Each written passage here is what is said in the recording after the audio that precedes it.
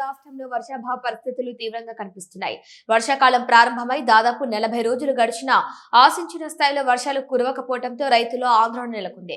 సాగు చేసిన పంటలు ఎండిపోతాయనేమో భయంతో రైతులు తీవ్ర ఇబ్బందులు ఎదుర్కొంటున్నారు. ఈ మేరకు సిద్దిపేట జిల్లా నంగునూరు మండలం ఘన్పూర్ గ్రామానికి చెందిన రైతు రావుల మల్లేశం తన 3.5 ఎకరాల భూమిలో నీటి సౌకర్యం లేకపోయినా వర్షాలను నమ్ముకొని ఆంధ్ర నుంచి ప్రత్యేకంగా తెప్పించిన 4,000 నీలగిరి మొక్కలను వారం రోజుల క్రితం నాటారు. అయితే వర్షాలు కురవకపోవడంతో ఆ మొక్కలను కాపాడుకునేందుకు వాటర్ ట్యాంకర్ ద్వారా నీటిని అందిస్తూ అదనపు ఖర్చు భరిస్తున్నారు.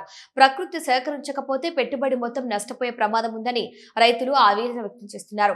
మంచి వర్షాలు కురవాలని ఆ భగవంతుడిని ప్రార్థించారు.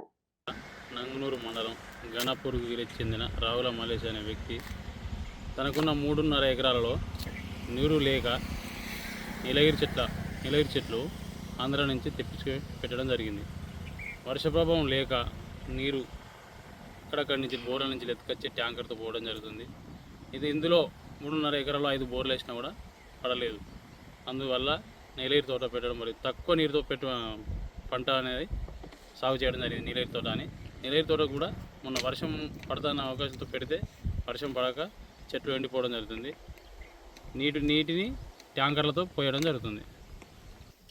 ఈ ఎలినో ప్రభావం ఏందో వర్షాలు ఎక్కడెక్కడ పడుతున్నాయో తెలియడం లేదు. ఈ ఎలినా అనేది ఏమో అర్థం అవ్వడం లేదు. ఎలినా ప్రభావం వల్ల వర్షం పడడం లేదు. వర్షాలు అక్కడక్కడ పడుతున్నాయని ఇక్కడ పడడం లేదు. ఈ ఎలినా ప్రభావం వల్ల వర్షం లేక రైతులు అరిగోస పడుతున్నారు. ఈ దేవుణ్ణి వర్షం పడాలని ప్రార్థిస్తున్నాను.